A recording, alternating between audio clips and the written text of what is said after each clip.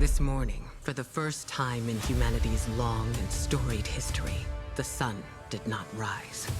It's a Vex simulation that has plunged the city into an endless night. Osiris and I could only think of one we might turn to. Mithrax. He claims to be among the last sacred splicers. Those with the power to commune with machines. Find him, Guardian. Before the Vex do. We must splice an entrance to the Vex network. I can guide you, but I cannot follow.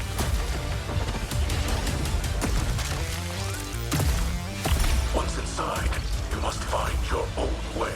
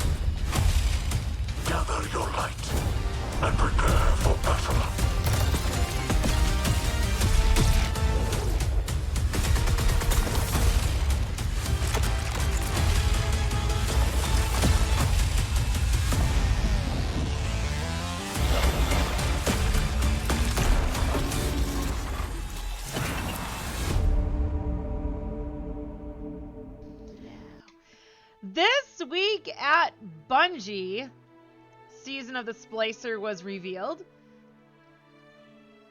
Vex, Endless Night, Mithrax, Baby Elixni? Yeah, this is going to be a wild season. Things will kick off with a bang, followed by activities, rewards, and more. May 11th, which is this coming Tuesday, we'll have an intro mission, armor synthesis. Guys, go into the intro mission. Prep your characters to play the intro mission because they're probably going to throw you into it like the second you pick your character. You may want to rock a linear fusion rifle. If you have sleeper, go ahead and try it. If you have a good fusion rifle, go ahead and try it. And if you're going to rock an auto rifle, go with a 450. 450s are getting buffed. Just be prepared because last season they threw us right into the mission. Now the other thing is light level may not matter.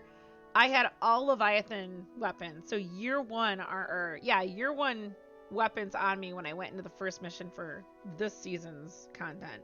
Light level didn't matter. You can play anything you want in the battlegrounds. Light level doesn't matter. Probably will be the same thing here, which would be nice. But yeah, 450s, fusion rifles, linear fusion rifles, you may want to have that at least in your inventory for easy access when you get thrown into that mission. New Stasis aspect quests, of course, and then Override on Europa is our Season Pass event. We'll have access to that immediately. May 14th, we'll have Trials of Osiris. It's in a terrible state right now. May 18th, Iron Banner. Override will move to the moon. Cool. May 22nd, Vault of Glass. I have a team. We will be streaming right here on Twitch that day. May 25th, weekly Pinnacle mission Override. Tangled Shore. Cool. We're doing the Tangled Shore. Excellent. June 1st, we'll have the weekly Pinnacle mission. There's going to be a weekly Pinnacle mission. Interesting.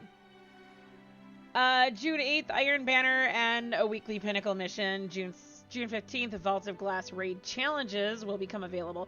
Now, I think if I remember correctly, raid challenges, what they're going to do with the raid race this year is you have to go complete the Vaults of Glass, and then you have to do it again and go complete all the raid challenges. And after challenge is done for the entire community, they will take those raid challenges away, and the community will not be able to do them again until June 15th. June 2nd is your birthday, and they forgot to put it in there. Yeah, we're gonna have weekly Pinnacle missions for 1, 2, 3, 4, 5 weeks. And then July 6th, Solstice of Heroes begins. I love Solstice of Heroes. I hope we have the EAZ. I think that's such a great map. And Vault of Glass, it looks like we may be de-1ifying our raids here. So we're going to have difficulty options available on July 6th. August 3rd, Solstice of Heroes ends. So we have a month, July 6th to August 3rd. And Iron Banner. And then we'll have the epilogue on August 10th. I'm wondering if we're going to have... It looks... They're all lined up here if you look in the picture. I wonder if we're going to have another community event where we go to the... tower. We might end up in the tower, guys. It kind of looks like it. Witnessing another event before the DLC drops. We'll see. The Vex have plunged the last city into an endless night, threatening the safety once found beneath the watchful presence of the traveler. It is here, bathed in perpetual moonlight, that Ikora reveals the identity of an unlikely ally that may hold the keys to triumphing over this attack. Okay, if the ally is Mithrax, I don't really see that as unlikely. If you've been playing Destiny 2, Mithrax has been with us for a while. Allies bound by light, Mithrax, Kel of the House of Light, leads a small group of Elixni who wish to be closer to the Traveler. As a sacred splicer, he possesses the knowledge needed to combat the Vex technology that ensnares the last city. There is a bond of light shared here. Will it be enough? Helm Upgrade EXE. A new chamber overlooking the loading bay has been completed. It is here that the Vanguard will harness new Splicer tech and plan their response. We have pictures. I wonder if we're going to be going downstairs. We may be using these doors down here. We have the Splicer override. Ooh. Fire teams of 6 will use Splicer tech to hack the Vex network, uncover their secrets, steal their code, and use their power against them. Expunge. The weekly Pinnacle mission. Each week, Guardians will uncover new vulnerabilities within the Vex network and use Splicer keys to infiltrate and collapse it from within. That looks cool. I believe this is the raid. Vault of Glass. Here we go. The Time Lost raid returns. Stored away deep in the Vault of Glass on Venus is Atheon Time's Conflux. No one knows what this Vex is. Guardians must access the vault, navigate the fractures in space and time, and terminate Atheon before it can become an unstoppable threat.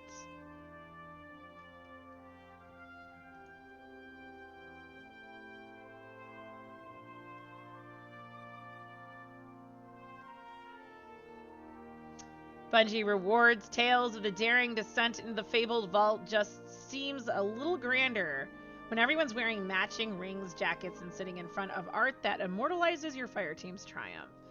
Vault of Glass raid jacket. Looks comfy. It does look comfy. It looks a little like a ski jacket. Armor synthesis. Oh, this is what angers people. Yes, yes, yes. Grow your collection among the stars and forge your look in the last city. Every journey and every guardian is unique. Your armor should be too. With the help of Ada 1, Guardians will recover Braytech secrets from Europa that allow the building of a device known as the Loom. Once operational, Ada 1 will safeguard the Loom within the tower, granting Guardians the ability to create Synthweave. Synthweave unlocks the power to turn almost any piece of armor into a universal ornament. Armaments, over 30 new and reprised legendary weapons to crash the Vex network with. Find the perfect weapon, the perfect roll, and bring an end to this endless night. I hope they're reprising some of the weapons that I love dearly and would like to see not sunset. These look cool. I'm assuming the raid, yeah, these must be the raid weapons. These look really cool. They kind of have like a Risk Runner air to them. We've got, I'm assuming raid armor. What is this? That looks kind of Siva-esque, don't you think?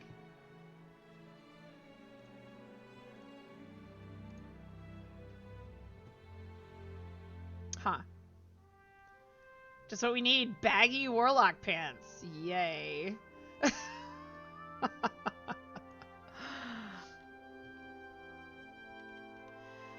Season Pass gear XP rewards. Get the Season Pass and instantly unlock the new exotic Stasis Sidearm. Also get XP boosts that speed up seasonal ranks and reward track unlocks. Now, the video I made last season about ranking up your Season Pass with bounties, that's the bounty prep, season prep, that's exactly what you're doing this season. I've had people ask me for an updated video. Don't need it. Go look at the last one. If I put this on YouTube, the link will be in the description below. I don't know. Exotic Stasis Sidearm. People are already expecting this thing to be a lot of trouble. It looks like a mini toaster. It kind of looks like Jotun, except freezing. As a token of friendship, Mithrax bestows Guardians with Cryosthesia 77K, a stasis-powered sidearm with liquid cooling tech. Splicer Gauntlet, sacred splicer tech that can be charged with ether and used to hack the Vex network, access complex chests, and unlock splicer upgrades. I wonder if that's possibly our, what's it called? Artifact. Universal Ornaments. Unlock the new season of the Splicer Universal Ornaments and augment the look at any piece of armor in your collection, or any piece of armor. Free seasonal rewards. If you are a free account, you get all the stuff on the top row. Paid accounts get both rows.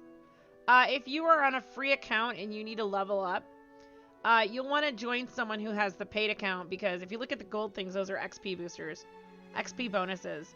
So, like, I will get XP bonuses. So I'll get an XP bonus when I'm at level 5. I'll get another one at level 7, and they're cumulative, so they add up. I think I have like a 22% XP bonus right now if I'm in a fire team. So you don't want to hand in bounties until you're with friends. And you will hopefully have someone who's on a paid account who will have already leveled up before you. Like, let them turn in their bounties first to get those XP bonuses. And then, now if you have the XP bonuses, just turn them in and be kind to your friends. Season Pass rewards. Okay, got it. Now remember, you can go to the Bungie website to access previous seasons. So, like, you'll only be able to access this season next season. So you don't have to pull everything out of your Season Pass. A lot of us will save armor, and because armor will come out of the Season Pass at the level that your armor is supposed to be dropping at, and we'll use that to raise our overall armor score. I have a video about that too. Previously, you would earn this armor by leveling your season rank and unlocking new pieces on the seasonal track. Moving forward, seasonal armor will be earned from seasonal activities. You'll also be able to guarantee pieces from these sets using focused umbral engrams. Season rank levels that once featured armor have been updated, and packages of glimmer, legendary shards, upgrade modules, exotic engrams, enhancement cores, and enhancement prisms. Universal armor ornaments will continue to be earned towards the end of the Season Pass.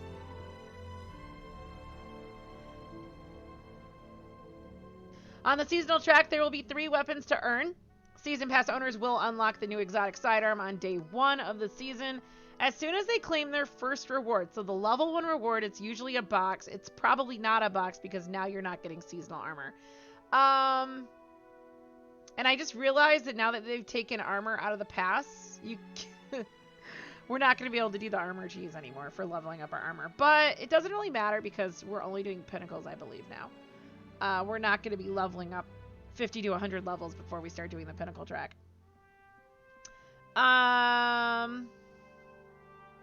Additionally, the new shotgun and a heavy machine gun will be up for grabs as you level up.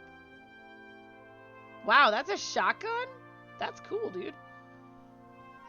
If you want a full loadout of this style, we've got you covered. New weapons will be available through Umbral Engrams and Override completions.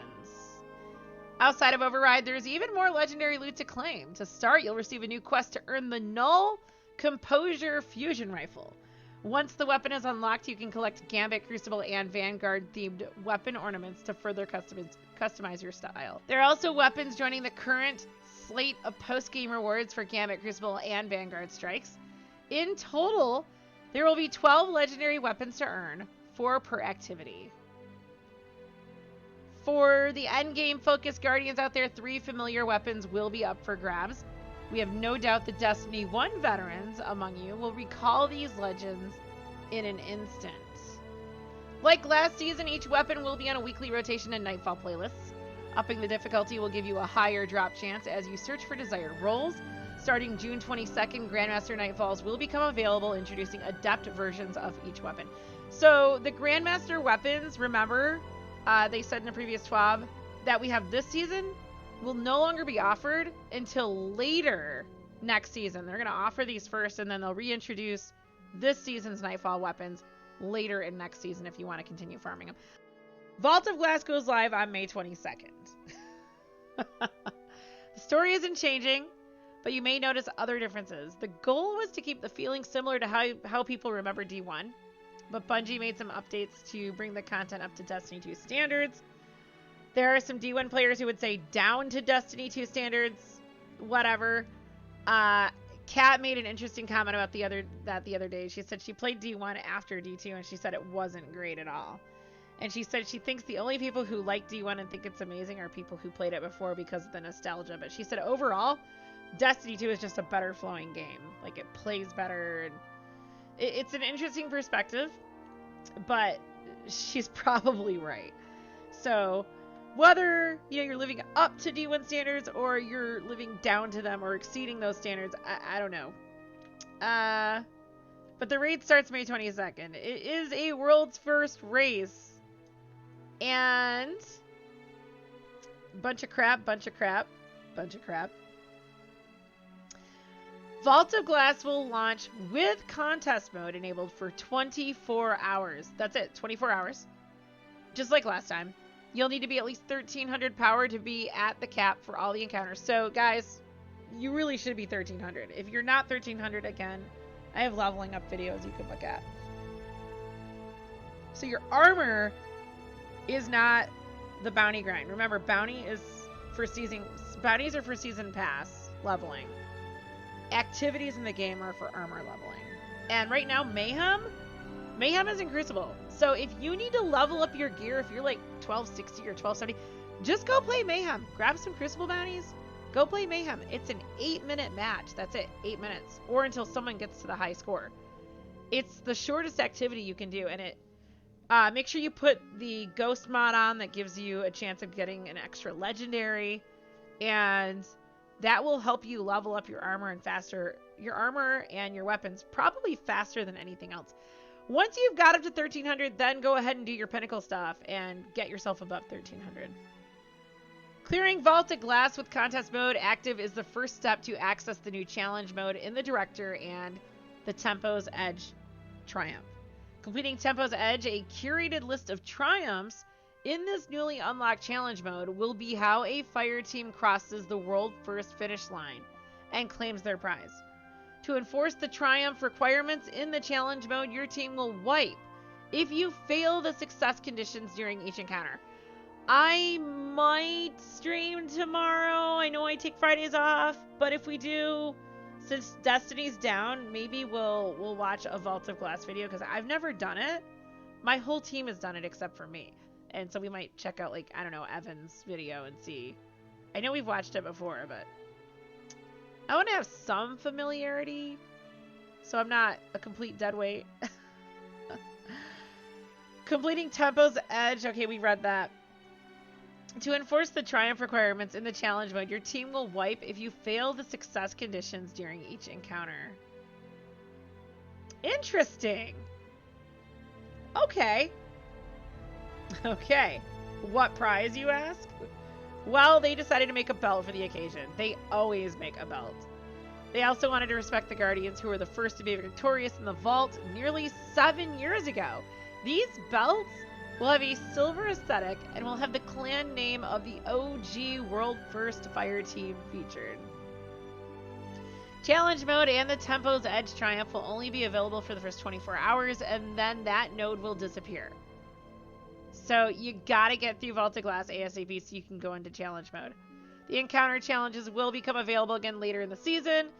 Bungie will have a full array of raid rewards and Bungie rewards associated with Vault of Glass, as well as an emblem available for completing it. They'll cover all the details on how to get them soon. I don't remember reading that today. It'll probably be after the season starts. One quick thing to call out is that the opening or area of the Vault of Glass will now be a private space for the fire team because Venus doesn't exist in Destiny 2.